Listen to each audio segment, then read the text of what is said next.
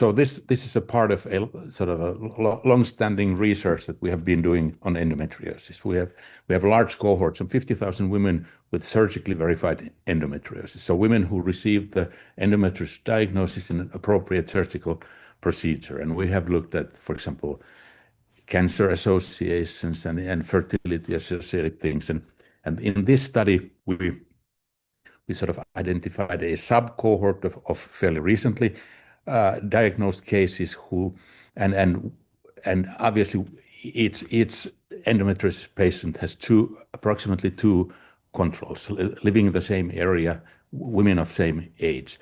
And now using the Finnish registries, we have then looked at the various pregnancy outcomes, deliveries, miscarriages, ectopic pregnancies, induced abortions, molar pregnancies, and we have looked at the rate of these different pregnancy outcomes in endometriosis versus control women.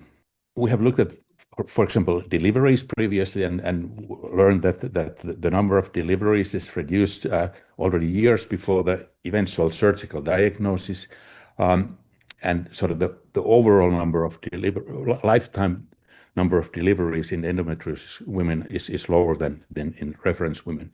So here we had a chance to mainly focus on the early pregnancy outcomes, induced abortion, miscarriage, ectopic pregnancy, and molar pregnancy. And obviously the most interesting and important finding was that the rate of ectopic pregnancy was significantly higher among endometriosis women, and similarly the rate of miscarriage was significantly higher among women with endometriosis, some 3 to 4-fold increased risk of having these early pregnancy complications, which then in part could explain part of the reduced fertility or number of deliveries in women with endometriosis. Which we find very interesting is that we see this increased risk of ectopic pregnancy or miscarriage already before the surgical diagnosis of endometriosis, or if we look only the first pregnancies, so similar finding. Then conversely, the rate of induced abortion is lower in women with endometriosis, which we think that, well, maybe it's because we're actually using quite a bit of oral contraceptives as endometriosis management. That could be one of the reasons. And obviously, since the overall fertility is reduced among women with endometriosis, so we think that there are less pregnancies which are not so planned.